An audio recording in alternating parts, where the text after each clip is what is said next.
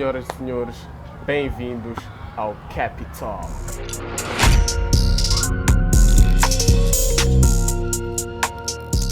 Então, família, como prometido, temos aqui mais um episódio. Desta vez temos mais um convidado de honra, o Eduardo Citol. Ele que vem falar um pouco da história dele. Ele que é um ativista social, ativista político e também empreendedor. Então, temos aqui a ele vai falar um pouco da história dele, contar um pouco do percurso. Também vamos bater um papo assim no geral, um papo aberto, que é para, como somos jovens, é alguém que eu conheço, um amigo. Não só amigo, mas também companheiro de trabalho, de grandes batalhas. Então tenho aqui a honra de apresentar Eduardo Citol. Como é que é, irmão? Tandar, irmão. Muito obrigado pelo convite. Sintam-se todos cumprimentados aí em casa. E vamos a isso. A batata quente parece que é para mim hoje. Vai arder. Vamos lá, vamos a isso. Então, Eduardo, tudo bem? Tudo. Estou bem, primeiramente porque é o meu aniversário hoje. Era um fato que eu já queria referenciar, mas ele foi à frente. Meu aniversário hoje, o convite veio mesmo a calhar.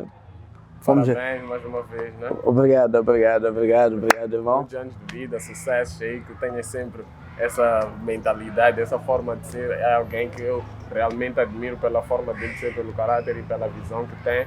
Então, meu irmão, muita força, muitos anos de vida, que Deus dê todas as bênçãos suficientes, não só suficientes, muito mais suficientes aquilo que tu mereces.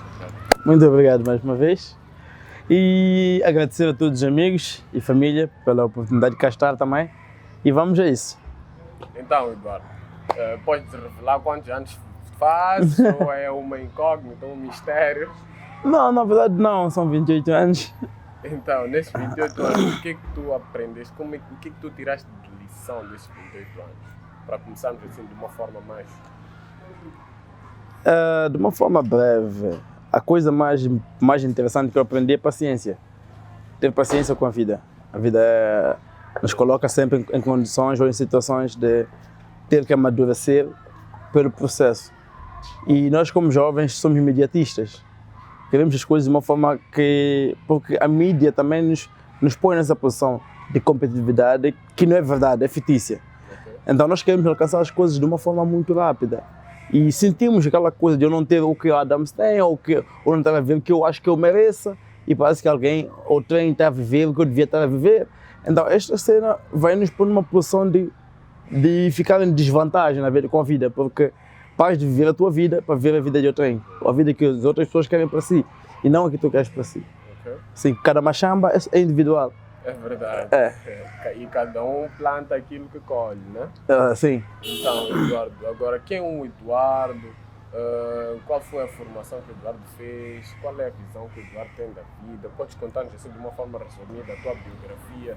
De onde é que tu vieste? Como é que foi a tua infância? Como é que chegaste aqui onde chegaste? E qual é a perspectiva que tu tens?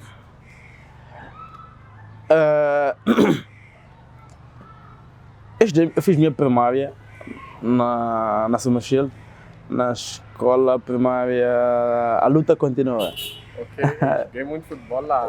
Então, perto de casa. Baera. O Baera. O Baera. Joguei muito futebol com o Baera lá também. Ok. Vou mandar um abraço aí ao Baera. E parabenizar, porque agora o Baera é o novo presidente do Conselho Distrital da Juventude a nível do Campo Fumo. Muitos parabéns. Muitos parabéns aí, Baera. E foi na luta continua, depois saí-se dali, vou à Estrela Vermelha, mas no processo depois dali vou a Manhanga, décima segunda vou a Manhanga, depois é que vou ao África do Sul, porque tinha que estudar para tentar dar continuidade aos estudos. E naquele processo depois volto, acho que um ano depois, 2 anos, ia fazer faculdade, né? Ia fazer college. África do Sul tu foste fazer o quê? Na verdade ia porque minha família está lá, da parte da minha mãe, uma parte da família está lá, eu ia fazer college. Okay. Então, só que depois eu volto por algum motivo que não era realmente o de envolver-me na bolsa de estudo. Volto para cá e de repente chego, estão a ligar-me, Eduardo Citol, concorreu a uma bolsa, sim. Venho fazer um exame, fui fazer um exame, passei e fui à Tanzânia. Ok. A Tanzânia... E concorreste para a bolsa de lá ou de cá? Não, foi mesmo de cá, mas já tinha esquecido que concorri por aquilo. Okay. Foi aquela tentativa, estás a ver? Estás a fazer exame de admissão, ao mesmo tempo tentas concorrer para uma bolsa. E chamaram, e fui à Bolsa e fiz o curso, fiz Ciências Políticas, Administração Pública e Diplomacia. Ok. Então estava tudo num conjunto. Mas o que te levou a escolher esse curso? Na verdade já queria fazer. Sempre foste um aspirante a político? Sim. Como é que começaste a criar essa ideia na juventude? Ou sempre tiveste? Eu nasci numa família política e virei político por inerência, né? E por herança. Né? Hoje talvez seja mais por convicção, mas no passado foi por herança. Eu acordar dia 7 de abril, a minha avó, minha família está a ir à Praça dos Heróis. Chegaram de uma data comemorativa, 25 de setembro, estão a ir à praça, estão aqui, então acabei também dando aquele carinho e fui entrando e entrei também na OJM, que é a Organização da Juventude Moçambicana, fui por aí e já quando estive na diáspora, na Tanzânia, também acabei me conhecendo melhor a política de uma forma mais partidária, né? Porque depois comecei a conhecer o partido interno de lá, o Partido Libertador, e comecei também a ganhar mais carinho pelo Partido Libertador do meu país, né? Que é o Partido Frelimo. E então também apresentei-me lá e acabei também segurando uma célula que se chamava Célula Samora Machel, em Dodoma, e depois foi a Dar es Salaam. Então foi uma coisa mais ou menos em 4 anos e terminou. 3 anos e meio, 4. Depois terminou. E quando volto para cá, é quando já começa a entrar no avivamento político. Okay. Né? Eu cresci na zona militar, praticamente, é tudo uma conjuntura. Vivo num seio político, nosso mochila toda é dividida em 3 conjunturas. Né? Temos uma zona residencial, temos uma zona institucional, temos uma outra zona mais militarizada. E aquela conjuntura toda também, acho que fez o homem que sou. Okay. Então a política foi entrando, comecei a militar na base, fui militando, como ele de ligação do partido a nível do Comitê de Círculo da Sumachilde com o distrito de Campum. E a posterior, até esta data, este ano, a minha eleição para secretário, acho que foi este ano ou foi ano passado, no final do ano? Foi ano passado, no final do ano, é quando fui eleito como secretário do Comitê de Círculo da São Machilde, da OJM. Foi uma alegria e tanta, né? Porque a política é um mistério, tu nunca tens uma ideia clara de que é, mas já estava alinhado com o que eu sabia. Só que foi um desafio, na verdade, Adam, porque eu tive um problema. É que eu conhecia a política teoricamente, conhecia a política de acordo com aquilo que eu estudei, as teorias, escolas de pensamento, política internacional, nacional, mas não conhecia de uma forma empírica, no terreno, na política e de uma forma, eu ser um dos atores da política. Okay. A responsabilidade de carregar um território e uma massa populacional. Yeah. E as tuas ações refletirem de uma forma positiva ou pejorativa na vida das pessoas. Então começa a descobrir que tu começas a virar uma marca ou uma referência de uma marca, como tu és secretário da OJM, é uma organização e é uma marca. É uma marca referencial ao Partido Frelimo. Então também tens que mudar a tua postura, adaptar-se à postura da marca. Okay. Porque a tendência das marcas é de exporem ou venderem valores. E o Partido Frelimo transmite valores íntegros que eu também tenho que tentar manter o mesmo papel. Okay. Então foi mesmo nesta senda. E vamos já tentar adaptando. Hoje, a minha forma de fazer política, em particular, acaba sendo um bocadinho controverso ou um bocadinho, de quando em vez, meio agressivo. Porque eu sou muito idealista. Mas não chamas isso inovador, nesse caso, porque eu acredito que mesmo a política, né, sofre alguma inovação consoante o tempo, né? Então, a tua abordagem política, Tu disse que é controversa, mas então eu gostaria de saber, é controversa por quê? Porque é inovadora ou porque não vai de acordo com aquilo que tu... Com o padrão que eu encontrei. Encontrei um padrão de fazer política, na forma urbana, né? Como fazer política e não me satisfez em alguns aspectos. Porque a política, quando é uma política interna, a política tem a ideia é de unir.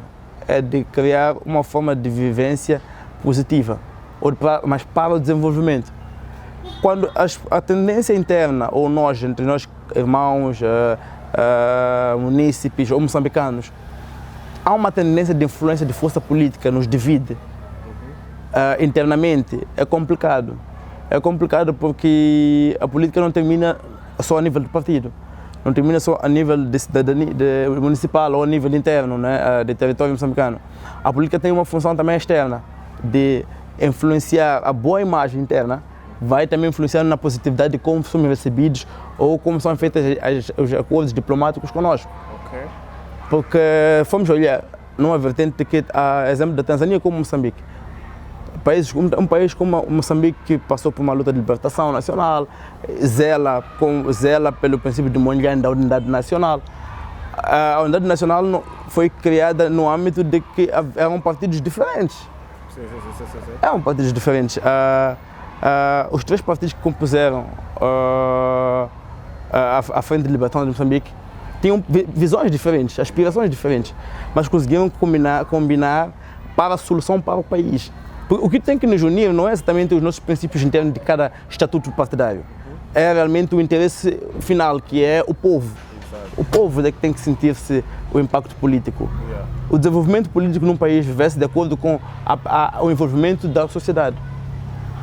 Quando os jovens começam a ficar mais interessados pela política, começam a envolver-se mais de uma forma, de maneira em vertentes diferentes, cultural ou até mesmo participativa diretamente na política, percebe-se que é um desenvolvimento.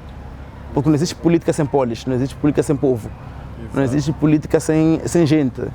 A política é tudo que nós vemos. Então é nesta vertente. Então o nosso papel preponderante neste momento é conseguir que haja uma educação política social. Porque só vais poder colaborar, contribuir na política se souberes do que se trata. Falamos que o jovem não é participativo na política. Por que ele não é participativo? Várias justificações virão. Porque não concordam com isso. Tá bom, não concordam. Como é que eles expõem a sua não concordância? Não, falam, mas não, tem fóruns. Nós somos um país organizado, temos fóruns, temos agremiações juvenis. Façam parte dessas agremiações juvenis. Façam parte disso. É importante. O partido que eu faço parte, por exemplo, não é contra, em nenhum momento algum, que haja uma oposição no país. Pelo contrário, ele percebe a necessidade de haver isso. Há tanto que o próprio presidente do país tem, desde já, tentado fazer negociações para que haja paz no seio do centro do país, assim, nas zonas em que há esse problema, essa tempestade, esse cataclismo político. Tentam haver negociações para que haja uma boa convivência política. Exato. Não existem eleições eleitorais gerais pacíficas se não houver paz, não houver entendimento. Exatamente. Então é preciso haver esta dinâmica e essa estabilidade não é do presidente Inhusso, não é do Yusuf Momad ou por aí adiante, é do povo moçambicano, é dos jovens. É dos jovens. Paz, nem desenvolvimento, há guerras, não nos traz nada de benefício. Veja nas campanhas, jovens estão contra um, outro quer bater o outro, não é necessidade daquilo, não há necessidade daquilo. Há necessidade de encontrar formas melhores de resolver uma disputa. Exato. E aquela hora das eleições é um momento de festa, não é um momento de guerra. Exatamente. É um momento de cada um expor da sua forma. Quem acredita? Não precisamos de lutar. Chega o dia, ou no dia vai lá pôr certo ou X onde tem que pôr. Agora, entrando nesse mesmo âmbito político, né? Sim. Eu acredito que os jovens são quem podem fazer a diferença, não que não esteja a fazer nada, né? Mas fazer a diferença em termos de inovação. Eu toco muito nessa palavra porque eu acho que é o que Moçambique neste momento está a precisar, percebe, né? Jovens inovadores, jovens com iniciativa. Então, no âmbito juvenil, o que é que tu acha que está a faltar nos jovens para começarem a ter uma participação mais ativa na política?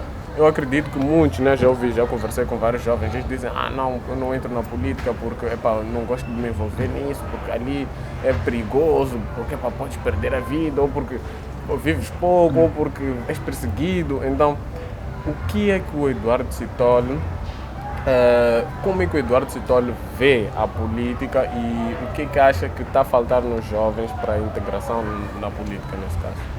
Será coragem? Não, e acho que possível há um bocadinho antes. Primeiro falar do envolvimento do jovem. Geração 8 de março, é bem conhecida, né? Pós-independência, o país esteve em guerra por muitos anos e não tinha apropriação nem poder da sua própria terra. Ganhou a independência, tomou propriedade da sua própria terra, certo? Mas a posterior tivemos aquela crise econômica por aí em 1980, por aí, que foi uma crise mundial, mas que a África sofreu mais por cada tipo de política que usava. Usava uma política socialista, em que também não ia de acordo com aquilo que os que tinham dinheiro queriam, que eram países capitalistas. Então foi por isso, depois de um tempo, fomos renitentes um bocadinho, não concordando ou discordando, por aí até os anos 90, já começamos a aceitar a democracia e o capitalismo como uma forma de política. Exato. E fomos integrando já os direitos humanos e tudo mais, o sufrágio universal. Mas nós esquecemos que Moçambique é diferente de muitos outros países. É um país que depois teve uma guerra típica, né? Uma guerra de 10 anos.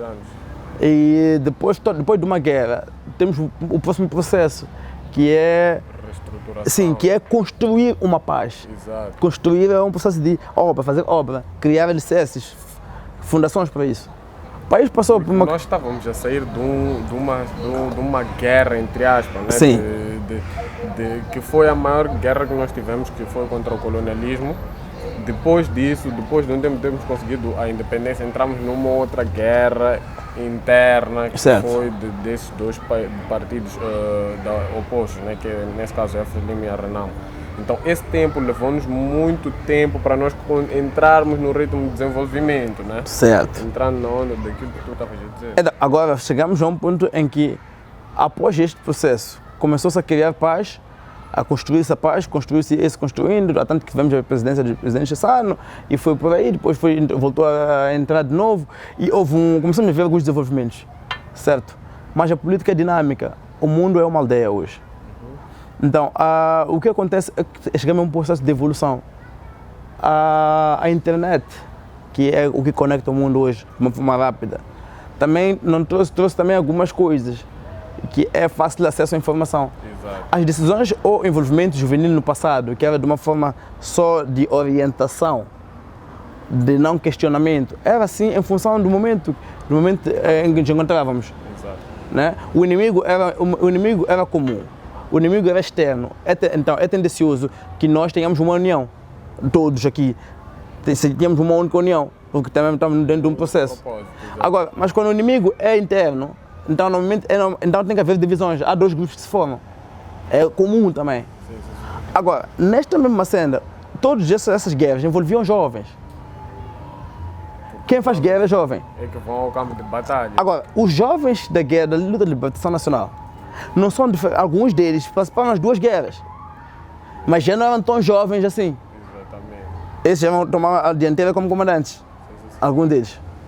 Mas são jovens. E quem foi à frente de todo esse processo foram os jovens. Entramos num processo em que a política de Moçambique, a nível de educação para o desenvolvimento, era a matar, extinguir o nível de analfabetismo. E estamos a subir. Então é comum que o jovem comece a questionar antes de envolver-se em alguma coisa. É comum. Agora, nós o que temos que fazer é estar preparados para responder às questões que os jovens nos colocam. Certo? Nesse mesmo contexto, a juventude é a juventude é que tem que tomar posse. E se a juventude não tomar posse agora, uma outra juventude vai vir tomar posse. Exato. O que acontece é que também, só que quem sofre é o país. Vamos ter que esperar mais 10 anos para o meu sobrinho chegar à minha idade e poder fazer alguma coisa, porque eu quando tinha a idade certa para poder fazer, não estava a fazer. Exatamente. É o comum. Só mantive-me a reclamar. Sim. Caso, né? Então, não, porque as coisas aqui não andam. Então, é importante que nós assumamos a nossa responsabilidade como jovem. Quem tem que assumir é jovem, o país é dos jovens, não que os mais velhos não sejam deles, não. Agora é a nossa vez de pôr a mão na massa. Exato. Quando há um discurso urbano tendencioso agora, os jovens sempre dizem isso, agora é a nossa vez. Alguns mais velhos percebem com um bocadinho de maldade. Mas na verdade o que quer dizer o jovem quando diz isto? É a nossa vez de ser operários. Nos dirijam, mas é a nossa vez de operar. Exatamente. É a nossa vez de ser mão de obra. Porque foram os mesmos jovens que foram lá combater contra o colono, não eram os matados. O inimigo agora é outro. O inimigo agora é o subdesenvolvimento. Exatamente. Hoje o inimigo são as doenças, é o Covid-19.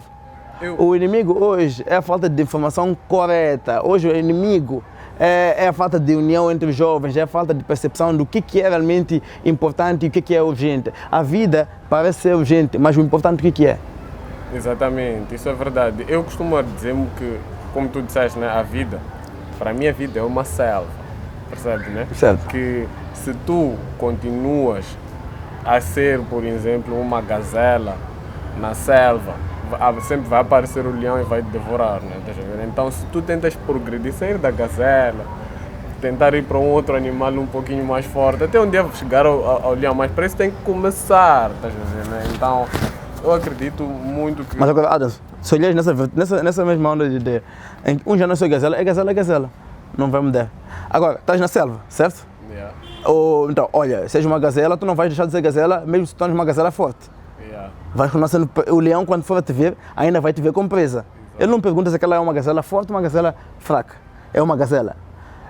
Assim como a gazela também, quando vê o capim, ele não olha se é um capim muito seco ou um capim que foi pisado ou não. Ele vai comer. Exatamente. O que tem que acontecer realmente é que o jovem tem que buscar no local onde se encontra, na condição em que se encontra, revolucionar, adaptar-se, inovar e transformar o ambiente em que se encontra. E não só o ambiente o transformar. Okay. Porque nós somos tendenciosos em que o ambiente vai transformar o homem. Havia um discurso até ano passado que era muito forte, era que a espécie que não se adapta à natura morre. Certo, o homem que não se adaptar ao ambiente vai morrer. Exatamente. Certo, qual é o ambiente que estás envolvido? Se é um ambiente de pobreza, tu não tens que te adaptar ao ambiente de pobreza, tens que revolucionar aquele ambiente, porque pobreza não é sina de ninguém, a pobreza não é um destino. A pobreza é uma condição e as condições alteram-se. Estamos neste momento aqui, nós quando chegamos cá na entrevista tinha sol, agora o sol baixou. Quer dizer que se até aquilo que é natural altera-se, porque aquilo que está aqui agora na nossa condição de mudar. Não pode. Exatamente. Então vamos buscar os recursos possíveis. O desenvolvimento tem que ser de acordo com aquilo que está disponível para si. O jovem tem que buscar desenvolver o local onde se encontra, com as condições existentes, os recursos existentes, porque às vezes alguns recursos também sofrem mutação. Exatamente. Os recursos desenvolvem-se e o jovem tem que desenvolver, ou melhor, autodesenvolver o local onde encontra-se. Por acaso, tocando nesse ponto, né, eu estava a ver uma entrevista que gostaria aqui de mencionar, são grandes referências, né, que é o Daniel David e o Salim Abdullah.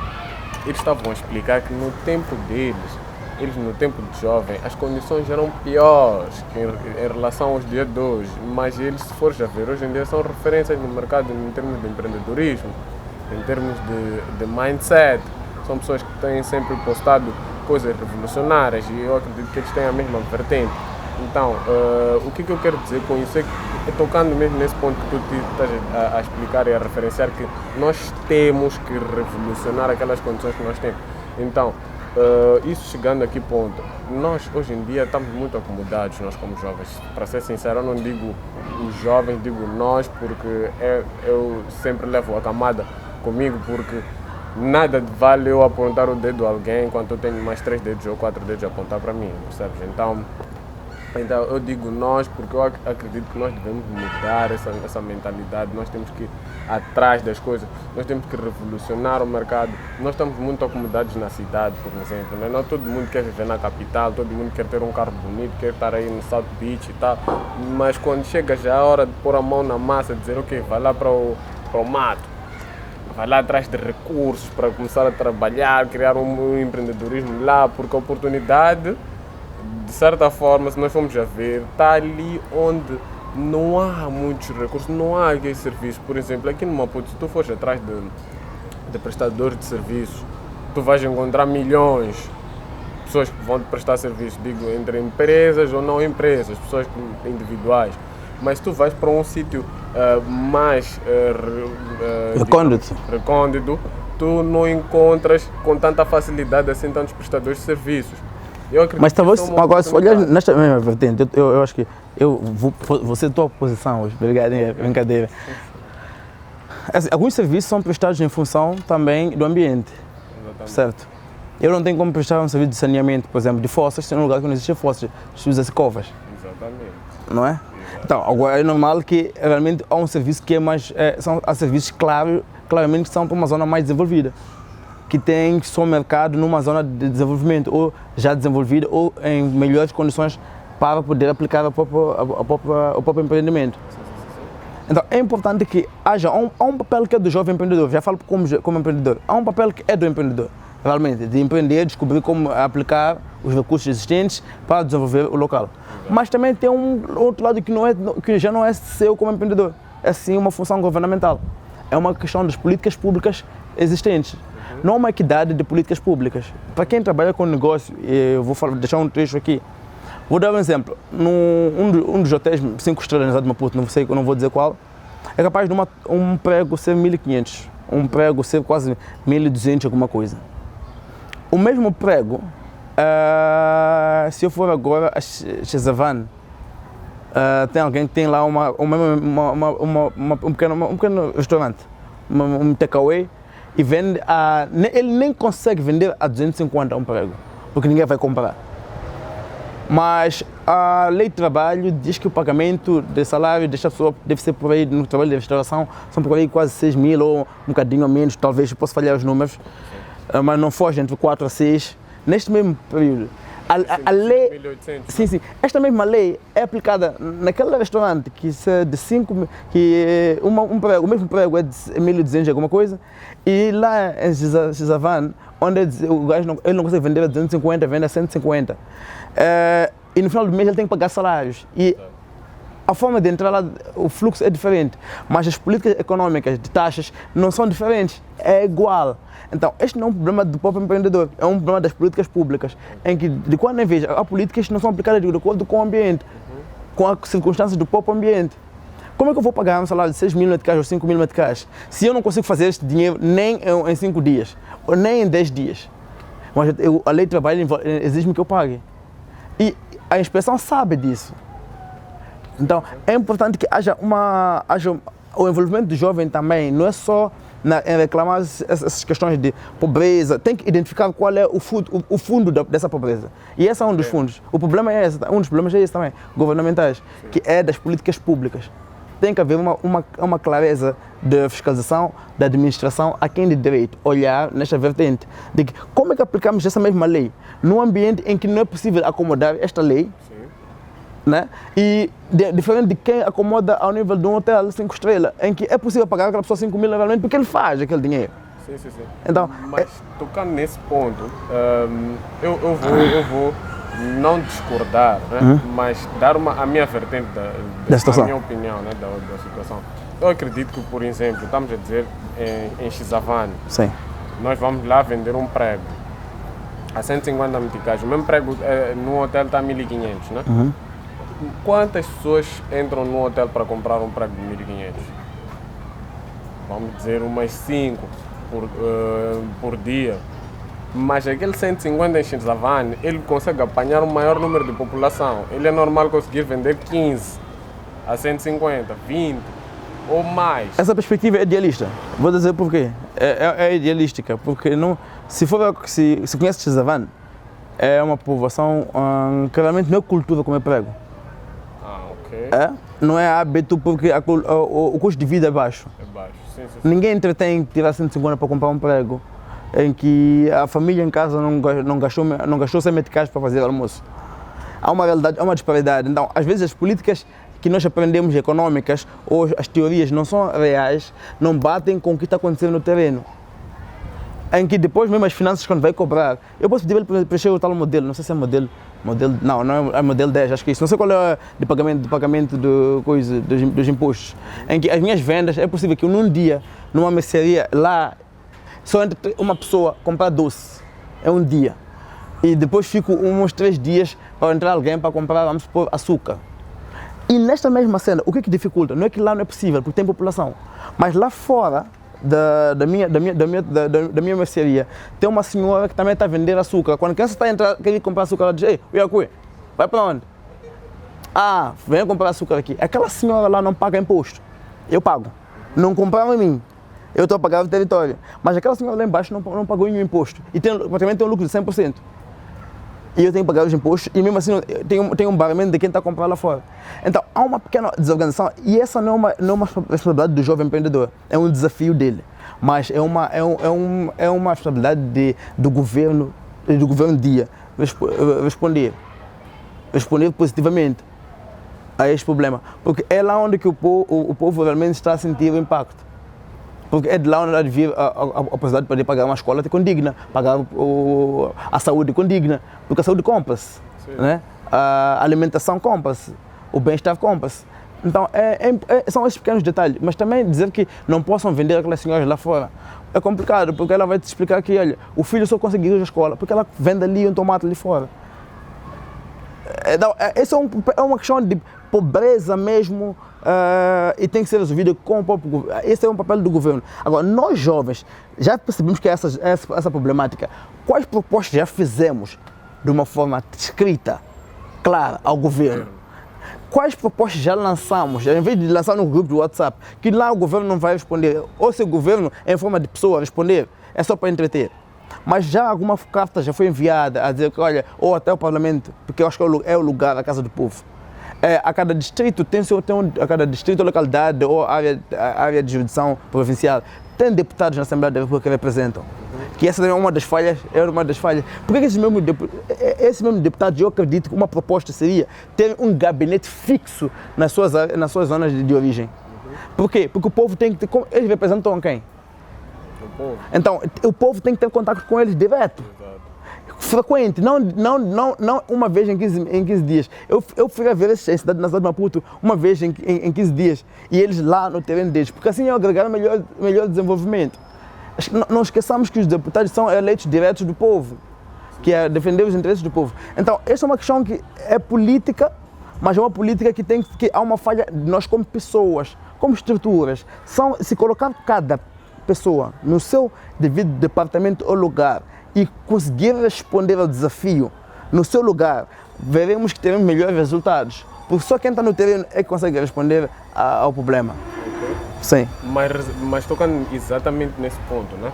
Quem resolve o problema é quem tem informação, quem tem capacitação. Sim. Então, voltando a tocar no ponto do desenvolvimento em Xizavante, por que eu acredito que lá não há muito desenvolvimento? Eu acredito que é porque muitos dos jovens que têm essa capacitação preferem se manter na cidade a trabalhar numa outra área de formação, numa outra área que não é da formação que ele teve. Sim. Percebe? É por isso mesmo que eu toco no ponto de que lá tu podes conseguir vender sim para mais de 15 pessoas. Por quê? Porque a procura é maior que a oferta, a procura é maior que a oferta.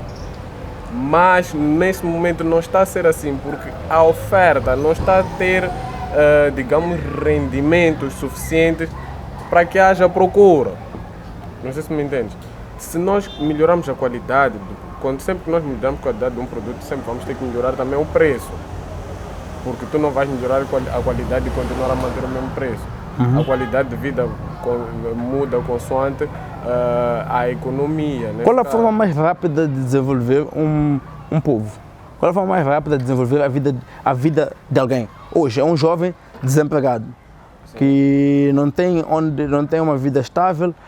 Se ele diz para ele, dás-lhe um emprego, dás-lhe um salário de 10 mil, é um exemplo. Sim. A condição de vida dele melhora?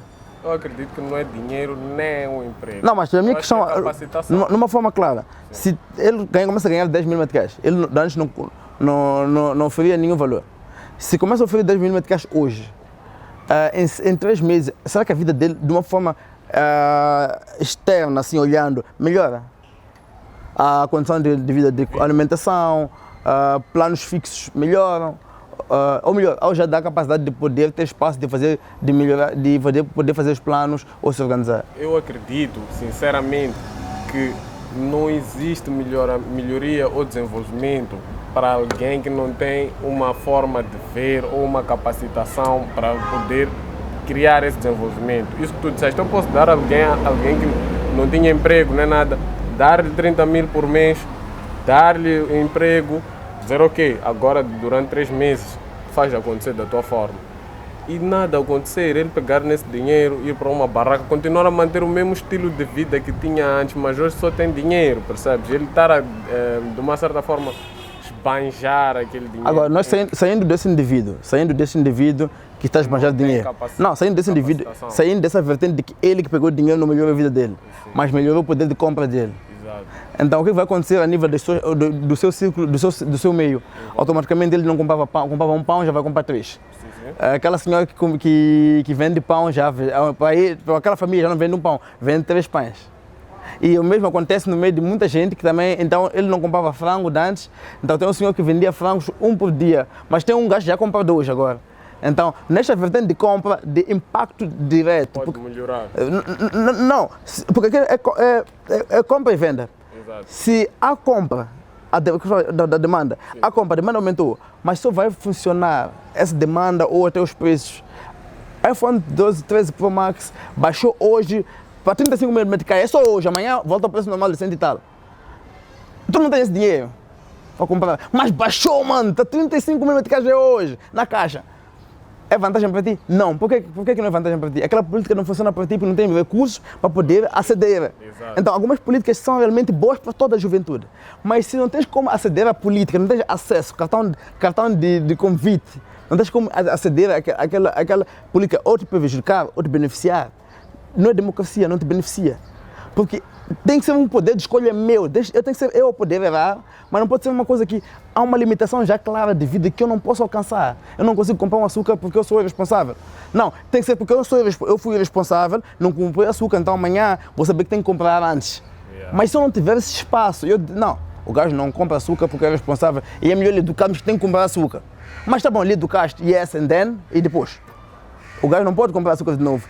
O educador volta para casa, mas é que o estilo de vida continua. Então, o que acontece? Tem que haver uma rotatividade, tem que haver uma melhoria na vida das pessoas. O povo, realmente, tem que haver uma melhoria no salário mínimo. Sim, por quê? Porque o custo de transporte aumentou, os serviços públicos têm aumentado, os serviços de transporte têm aumentado, o combustível tem subido para os jovens, mas o salário não aumentou. Então, as despesas são maiores que o quê? Que o benefício. Então, depois uma mesma condição de não houve nenhum benefício. Então, parece que é um roubo, não há. Mas é importante que nós comuniquemos isso entre nós, juventude, de uma forma positiva e não olhar o governo como um agente isolado. Olhar o governo, nós como nós. Nós contra o governo. Sim, nós compomos aquela máquina toda. Exato. Porque nós é que elegemos, nós é que legitimamos. Só existe o governo porque o povo legitima. Exato. Então nós é que legitimamos. Então temos que saber que há formas competentes para poder agregar as nossas informações, as nossas reclamações. Mas tem que ser realmente para o departamento em causa. Senão vai ser só barulho. Exatamente. Entendes, né? Então, uma das formas positivas é entrar nas agremiações juvenis. Realmente lá há muita oportunidade de poder se comunicar e aprender como comunicar certo. O governo também são pessoas que estão lá. São pessoas também que vêm do povo. São pessoas também que são sensíveis a situações. Realmente, se nós chegamos a alguém só a criticar, nunca trazemos propostas de solução, é complicado. Tragam propostas de solução ao governo, aproxime. E agora temos a vantagem de ter o Secretaria de Estado para a Juventude e Emprego. Nessa questão, isso é uma questão que envolve essa situação de emprego e juventude. Encaminha para o departamento, encaminha para lá. Façam barulho numa vertente de trazer solução e dizer que não, nós propusemos. E não foi nos ouvido. Agora, só dizer que não, falei numa barraca com Adams, não vai resolver. Mas então, Eduardo Citolo, nessa vertente, né, eu gostaria de perguntar assim, de uma forma mais aberta e direta. Visto que é do Partido Frelimo, já referenciou aqui, né? Temos visto muitos jovens aí, ou não jovens mesmo, pessoas que simpatizantes ou não simpatizantes do partido, que referenciam os da Frelimo como pessoas que não têm opinião própria, que só dizem sim, sim, sim a toda a informação que lhes é passada. Então, concorda com essa afirmação ou para si isso aí é só uma informação de pessoas descontentes que tentam de uma certa forma desviar o foco do partido, que é para a oposição conseguir penetrar e destabilizar de uma certa forma? Olha, primeiramente, opiniões são opiniões. Opiniões diferentes é o que compõe uma democracia ali, uma democracia clara num país. O Moçambique é um país livre, é um país independente, tem a sua independência total e completa. A liberdade de expressão é um fato e isto também é um fato. Agora, falando, eu não diria que estaria autorizado a ter que responder isto de uma forma muito particular e aprofundar muito, mas posso falar de uma forma aberta, né? Isso de uma forma aberta. É assim, o Partido Frelimo é um país organizado, não dizendo que os outros não sejam. Tem uma fundação muito clara. Existe uma organização, uma estrutura bem linear. É uma instituição. Em tudo, há um protocolo, há uma forma correta de comunicação, há uma forma correta de comunicação interna. Nós todos comunicamos dentro do estatuto. Não é verdade que os jovens do Partido Frelimo ou os jovens da OJM comuniquem ou falem de uma forma tudo concordam. Não, realmente, como eu tinha dito antes, tem fóruns. O jovem da Frelimo conhece os fóruns de comunicação interna, onde deve falar o que deve falar. E se for para falar de uma forma esporádica ou agressiva, tem fórum que faz isto. E temos mandatários, nossos representantes do partido também, que por conseguinte, alguns também são mandatários do povo também. Então, que transmite aquilo que é a nossa informação, que é o nosso interesse, não é? Nós tivemos muitas situações e não misturamos os assuntos. Olha, há questões que são administrativas e são questões que são políticas. Então, eu não vou responder uma questão administrativa, realmente sem conhecimento de causa, não é? Isso deixa na mão de quem é administrativo ou do político em causa daquela função administrativa. Agora, se é um assunto que realmente diz respeito à minha função como secretário da OJM a nível do meu comitê de ciclo ou do lugar onde eu estou colocado, sim, vou responder de uma forma clara, mas dentro daquilo que são as diretrizes, orientações do meu partido. Porque nós comunicamos de uma forma de... Existe uma união dentro do partido e uma coesão. As comunicações não são só de vontade. Vontade em que sentido?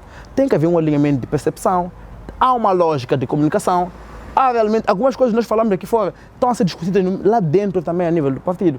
Mas nós não temos esse alinhamento de sair por aí só gritar, falar. Porque nós não estamos a competir, nós estamos a dirigir. E agora, tocando nesse ponto, quem dirige é quem tem formação, capacitação ou quem tem mais anos de militância? Dirige o quê, perdão?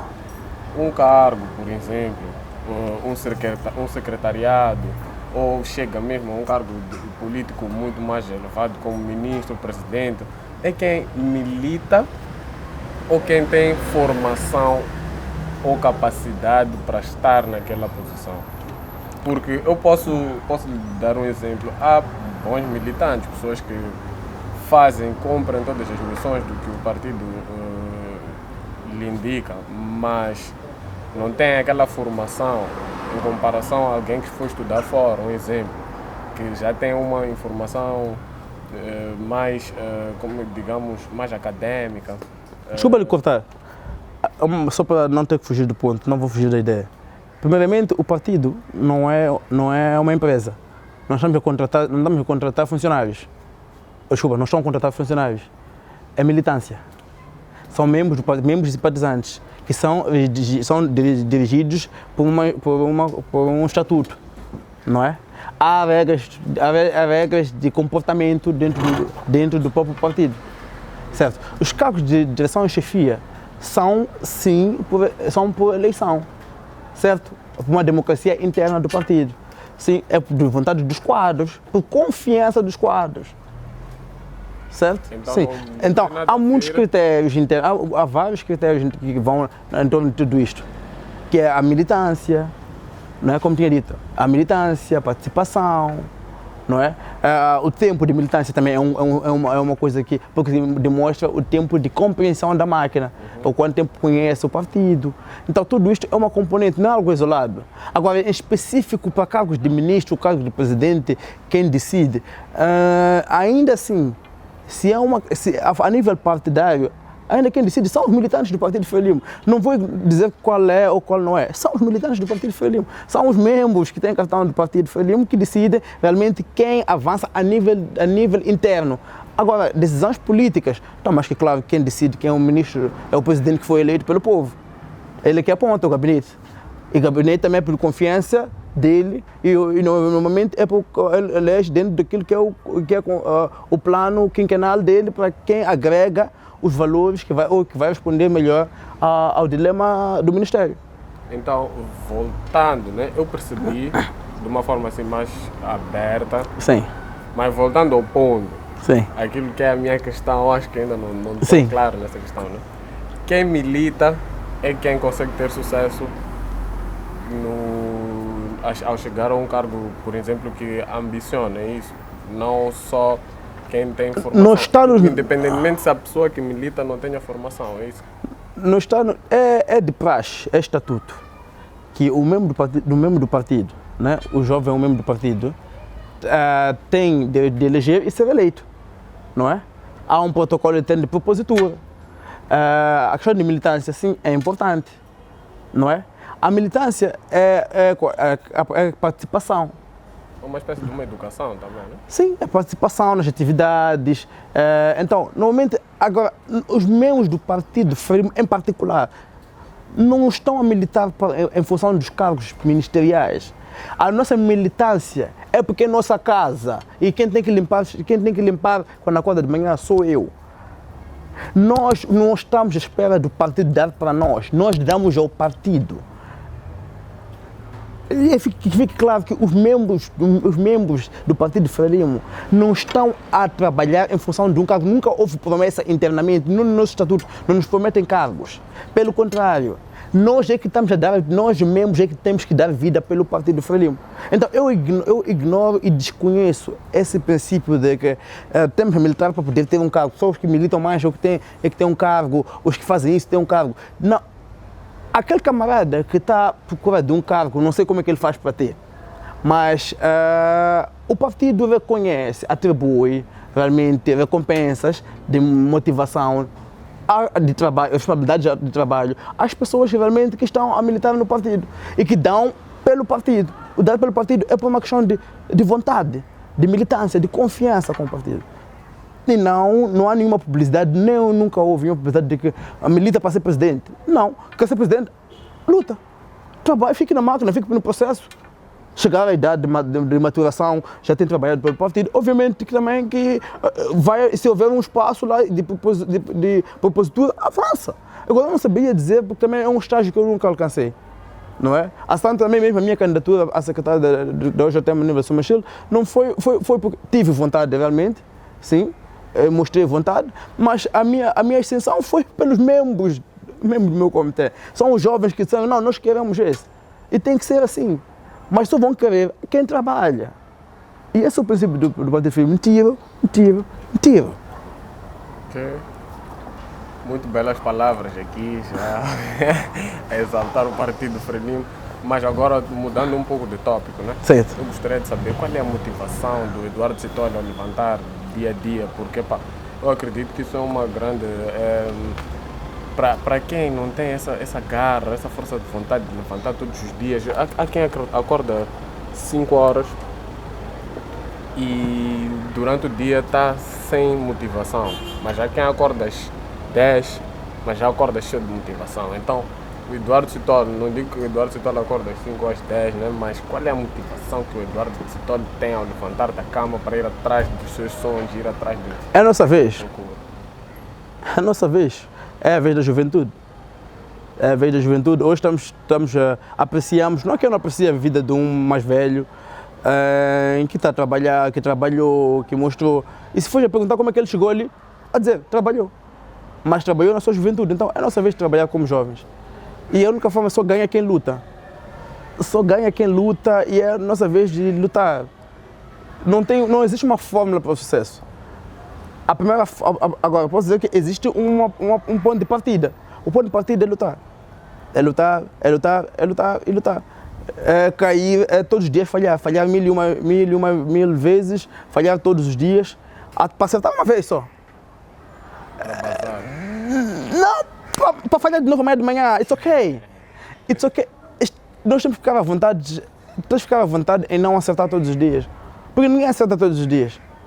Nós vivemos uma utopia das redes sociais, que todo mundo mostra que está bem. Todo mundo quer mostrar que está bem, ninguém quer mostrar que não está bem.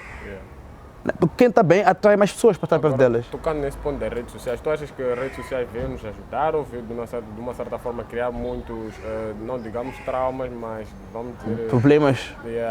Emocionais dos jovens, porque, eu acredito... Uma arma de fogo, vem nos defender ou vem nos matar.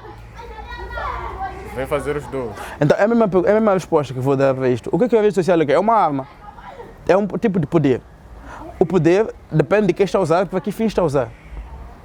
Alguém que está a usar as redes sociais para poder promover o seu negócio, promover a boa convivência, bons costumes sociais, boas condutas, realmente também vai ter um resultado dentro daquele contexto. Alguém que usa as redes sociais para denegrir a imagem de alguém, para denegrir a imagem de um partido ou de não sei, ou de uma organização, realmente também vai viver aquilo que é. Então, o problema não é a arma, não é o ferro, é quem está pegado com a intenção que tem. Mas então, como é que vês a tecnologia nos dias de hoje? Vês algo como algo benéfico ou como está a ser usado, desculpa, aqui em Moçambique, não nos dias de hoje, né? Aqui em Moçambique, como é que estás a ver o uso da tecnologia aqui em Moçambique? Ainda é um pouco atrasado? O que é que nós devemos melhorar? Eu acho que primeiramente vou saudar o teu podcast, que a fonte disso, que um dos recursos usados no teu podcast é a tecnologia. Um talk show. Talk show, né? É a tecnologia. E logo já temos uma resposta de que está a ser usado para algo bom.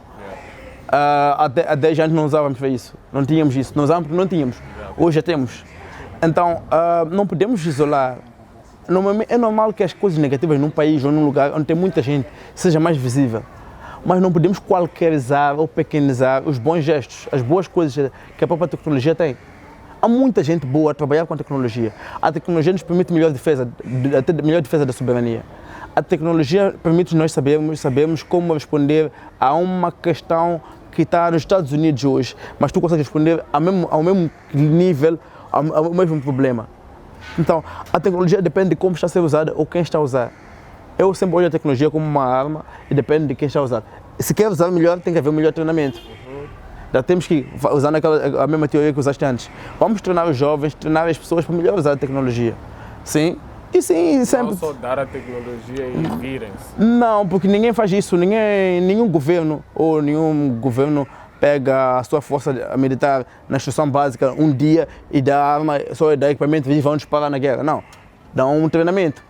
Como é que se usa, como é que se dispara, como é que se defende, como é que se aplaca, como é que se levanta. Tudo aquilo é um processo, então tudo tem a ver com treinamento. Se é pra...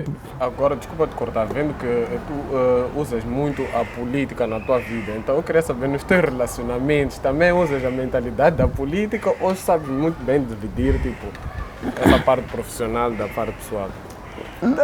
A política para mim é um estilo de vida. Logo não tens uma divisão clara de que a tua vida profissional, a tua vida sentimental ou familiar. Porque quando tu já te envolves na política, a política depende da vertente em que está a ser vista. Eu acho que sou político sempre, 24 horas por dia. Sou político nos negócios, sou político na minha relação. Por quê? Porque a minha relação eu tenho que gerir.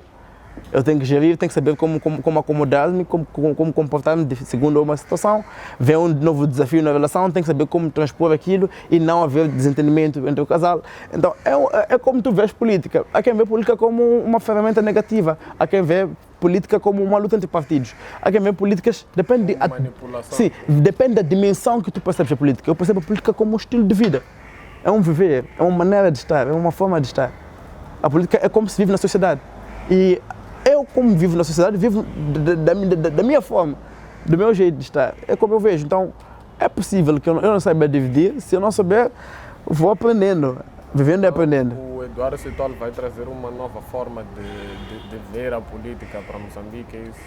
Não. Eu não trago nada novo. Não há nada novo debaixo da terra, não há nada novo debaixo do sol. O que vai acontecer é que o que é a minha porção virá de acordo com o momento, certo? A geração de março fez o que estava possível nas mãos deles, para aquela época, com os recursos existentes. O presidente Sano trabalhou no país dentro das condições que existiam, dentro dos acordos que eram possíveis de serem feitos. O presidente Guebuza trabalhou no país dentro dos acordos que eram possíveis, dos parceiros que tinham. O presidente Yusuf está trabalhando dentro daquilo que é possível. E o Eduardo Cittoli está a trabalhar dentro daquilo também que é existente e é possível. Mas o final do dia é tentarmos transmitir ou devolver ao povo a confiança que eles nos deram. Muito bonitas essas palavras. Espero que cumpra com isso que está dizendo, porque muitas pessoas dizem que não, porque os políticos sempre mentem e tal. Então, o Eduardo Cittoli, como é que vê essa questão dos políticos que já vieram de antemão, né? Sempre vêm com promessas boas, mas na hora de fazê-las já não é a mesma coisa. Eu sou suspeito de responder isto, porque nunca tive experiência com tal coisa. não tenho uma experiência. E eu, como disse antes, desde que terminei a minha formação como cientista político, analista político, não sei o quê, eu deixei dos livros e fui tentar aprender de uma forma empírica. Estou no processo de aprendizado, só não me deparei com essa situação. Né? Os meus camaradas, os meus membros, ainda não tive a situação de mentirem para mim ou ter uma mentira ao povo, talvez é como interpretam as questões. Porque há muita coisa, eu vou puxar uma palavra do presidente que usa, há muita poeira, há muito boato. Então depende de como cada um vem, em que perspectiva encontra-se. A questão agora não é lutar contra um partido ou lutar contra pessoas, não, é lutar contra o subdesenvolvimento. O que está em causa, ele está contra a pobreza absoluta, o que está em causa, ele está contra o analfabetismo, o que está em causa é a luta continua, é continuar a lutar pelo nosso país, a unidade nacional. Visto que ainda temos pouco tempo de independência total e completa, tirando as outras guerras posteriores que houveram, né? Agora a conversa está muito boa, eu acredito que tem que haver uma segunda parte, né? Porque ficou muita coisa aqui que ainda precisamos de falar aqui para o pessoal, para os jovens que estão-nos a ver, não só para os jovens, também para as pessoas um pouco mais velhas. Eduardo Citolo, pode deixar aqui últimas considerações, uns conselhos aí para os jovens que não acreditam, não têm uma visão assim otimista para o país, para a política moçambicana, para o empreendedorismo no geral. Qual é o conselho que tem a deixar aí para casa para os jovens? Esse é um conselho particular, é uma observação particular. Tudo bem não gostares do partido, o governo dia, pode não gostar do partido Frelimo, não gostar do partido do Renamo, do MDN, por aí o PIMO, sei lá. Mas tens que gostar de Moçambique. Não tens outro lugar. Tens que gostar de Moçambique. Podes não gostar até de quem está a governar, mas tens que te simpatizar com o governo. Porque é o teu governo. E se tu não tiveres uma apreciação ou, no mínimo, uma entrega, um sentido nacionalista com o teu país, aí já é um problema, porque não tens nenhum outro lugar para ir. Mesmo não gostando ou gostando, és moçambicano. Então, busca trazer resultados para o teu país. Não tem simpatia por uma política ativa, pela política, trabalha na economia, mas para desenvolver Moçambique. E a única forma de desenvolver Moçambique é começar a trabalhar do pouco. No lugar onde se encontra, nas condições em que está, para poder desenvolver a um nível mais macro, usar os recursos existentes, para poder desenvolver o país, no seu todo. Mas foca-te ali onde está. Se cada jovem focasse na área em que está, buscar melhorar, enquadrar, e não façam as coisas sozinhas. Isso é muito mau. Ninguém evolui sozinho.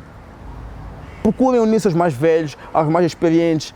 Procurem expor, se não tenham medo, jovem, não há nada a falhar se tu fores pedir ajuda. Diga, não sei. É normal eu não saber. Se até meu mais velho não sabe às vezes. Então é comum. Vamos atrás, vamos pedindo conselhos sempre que possíveis. Não vamos nos acomodar às condições dos nossos pais ou às condições das pessoas por perto, à nossa volta. Busquem melhorar as nossas condições. Okay. Estamos numa fase em que existem muitas psicopatologias, muitas doenças mentais, tipo suicídio. É uma coisa que tem acontecido no seio da juventude. Por quê? Por causa das condições de vida, da pressa, da pressão social. Hoje, ansiedade. Hoje qualquer coisa que tu fazes é capaz de ter uma foto que tiraste no privado com teu amigo, já estás sem camisa nas redes sociais, defamação é a coisa mais clara. Então, depressão. É importante que nós nos foquemos, não trabalhem sozinhos, trabalhem com as pessoas.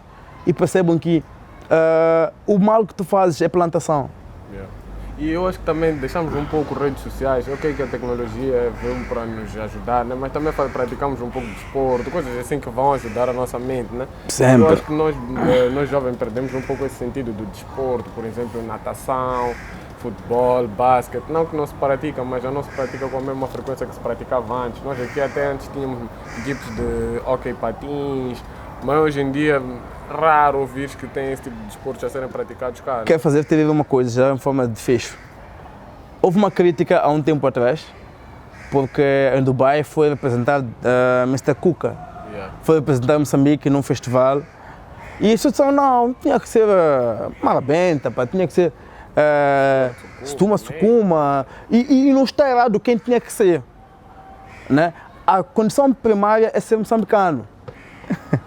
É o que eu posso dizer, a condição primária para estar naquele evento é ser moçambicano. Nós falamos que o poder está na mão da juventude. Qual é o país do Panza? Moçambique. O Panza tem origem onde? É Moçambique. Por que não Panza? Porque tem que ser uma banda. Se é um conjunto, há muitos recursos, há muitas beldades. Por que não o Mr. Cuca? É? Por que não? Porque não transmite aquilo que são quais valores. Se os valores moçambicanos é aquele, a juventude que está lá agora é essa. O valor, há uma maturação do sistema cultural. Temos que aceitar uma evolução. Eu fiquei feliz como jovem. Um jovem, senti-me bem representado com o Mr. Cuca ali. Senti-me bem representado. É? O Panza é nosso filho. Eu senti-me. Talvez por causa da música dele, né? Sim, porque é jovem. Não só. Olha, pá, você nunca sai. Não, mas é porque é jovem. Eu tenho que ficar feliz quando um jovem avançar. Porque se ele não tem maturidade suficiente, é normal, com aquela idade não tem que ter mesmo. É suposto ter quando tiver 40, não tem 40. Mas é a oportunidade dele ali, é a vez dele. O Stuart Sukuma, com a idade dele, também teve oportunidade. Não podemos negar isso. O MC Roger, com aquela mesma idade, esteve no Brasil. Ou um bocadinho mais velho, esteve no Brasil. Foi vez dele, isso é vez. Agora é a nossa vez, juventude, vamos trabalhar. Vamos deixar de procurar discursos, acomodarmos no passado de não sei quem, eu acho que devia ser quem. Não devia ser, deve ser tu. Mas para ser tu, mostre-se qualificado. É só isso. E luta para isso que tu queres, né? Saúde. Então, Eduardo Citoli, mais uma vez parabéns. Obrigado. Aí. Parabéns pelo teu aniversário e também parabéns por essas palavras, essa forma de pensar que tu tens, essa entrevista que nos cedeste e que aceitaste esse convite. Muito obrigado mais uma vez. Só para não esquecer, Adams. Sabe onde nós estamos, né? Sim, era aí mesmo. Flor de Café. Flor de Café, deixar aqui nosso muito obrigado ao Flor de Café e convidar a toda a gente que está a assistir esse vídeo a vir visitar aqui, é um espaço muito bonito. Já viste as artes que tem aqui? Os quadros. E eu quero comentar, é melhor vocês virem tirar a prova por vocês. Grandes artes, o sítio é muito peaceful. Eu, em pouco tempo que estive aqui, já senti-me muito à vontade, parece que já estou em casa. Então, venham ver aqui, venham conhecer o Flor de Café, que é um sítio super top. Então, Eduardo Citoli, eu acho que já deixaste aqui as últimas considerações. E gostava também de tu falares um pouco na primeira pessoa de dar o Jama. Que é a empresa onde ele é empreendedor, então Eduardo Citoli está à vontade. O Jama, primeiramente eu vou falar do nome do Jama. O Jama tem a ver, é uma forma de vida coletiva que vem do sistema tanzaniano quando o país estava no processo de libertação. O Jama foi o sistema que o Nyerere usou para poder melhorar a vida do povo, que é viver em aldeias comunais, na tendência de uma política de socialismo, de que avançamos juntos, crescemos juntos, produzimos juntos, comemos juntos. Então, a Ujama, a nossa empresa Ujama, acredita que para qualquer desenvolvimento, não sei, juvenil, tem que ser mesmo jovem puxando jovem. E quais são os serviços que a Ujama presta? A Ujama tem um serviço de protocolo executivo, protocolo diplomático executivo para instituições privadas e públicas, mas a nível executivo, como eu tinha dito. E também temos outros, como o registro de empresas, damos a Business Escort, que é um dos negócios que eu mais aprecio. O Business Escort é acompanhamento de negócio. Então, e por aí fora. Mas o nosso focal point é o protocolo. Ok, e quais são os contatos que o pessoal aí em casa pode procurar saber acerca da Ujama? Quais são os contatos que eles podem acessar? 84 94 85 913. Repetindo, 84 94 85 913. E tem uma página nas redes sociais? Temos o Jama Executive Protocols no Instagram e podem lá ver o nosso trabalho. E assim também lá mesmo encontram um link para o WhatsApp direto. Ok. Obrigado. E sem deixar de esquecer, aqui a Evol que é uma empresa de prestação de serviços de marketing e comunicação, para quem quiser também dar um upgrade à sua página, ao seu negócio, criar uma presença digital, uma presença audiovisual, entre em contato com a Evol pelo contato 84 240 56 12 ou pelo e-mail evolpsm@gmail.com, que nós estamos lá sempre para atender todas as vossas necessidades.